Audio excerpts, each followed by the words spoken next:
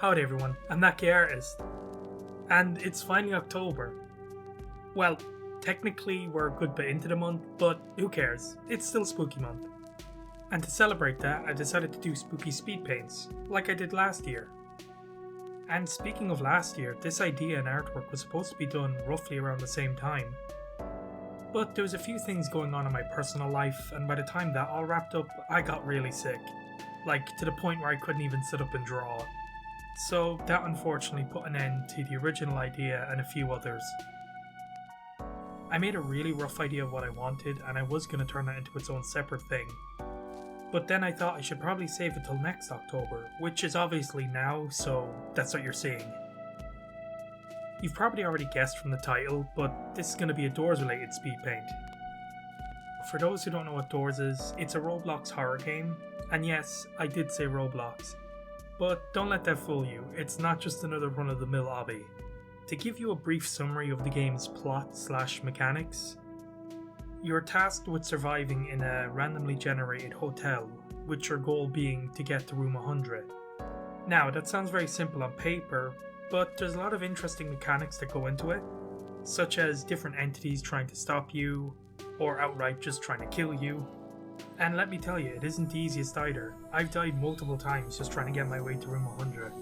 Now, I'm saying that and I could just be really bad, which is probably the more likely option. But still, it's a really fun and challenging horror game that has people, myself included, constantly coming back to replay it. Now, for the actual artwork of this video, I decided to include a few of the most well-known entities. Originally I was going to have a lot more of the entities in this, but I decided against that because it just made the piece feel way too cluttered and messy. And I'm glad I did, because honestly, I'm really 50-50 even with the finished product. I mean, I say it a lot in my videos, but it's not terrible, but I'm not exactly thrilled with it either. You might even be able to notice in the speed paint, but a lot of the times I was really indecisive on what I wanted to do. And even now, I'm thinking that I probably could have got a finished product I'm much happier with if I had just went a different route. Even in saying that though, I'm not exactly sure what I could have done differently to get a better end result. I don't know, I'm probably just overthinking it like I do with all my artworks, but you guys can let me know what you think down below.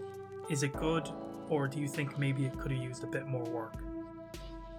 On a different note from this video though, I just wanted to let you guys know that the next upcoming speed paints are probably just going to be redraws. I know that's a little disappointing to anyone who cares. It's just a lot less hassle for me, but it also means I might actually be able to get 2 more speed paints out this month. But I can't make any promises on that either because you know how bad my uploads can be. And hey, at least one of those speed paints is going to coincide with an upcoming movie. Well, anyways, that's all I gotta say for this video. I hope you guys enjoy, and I'll see you in the next one.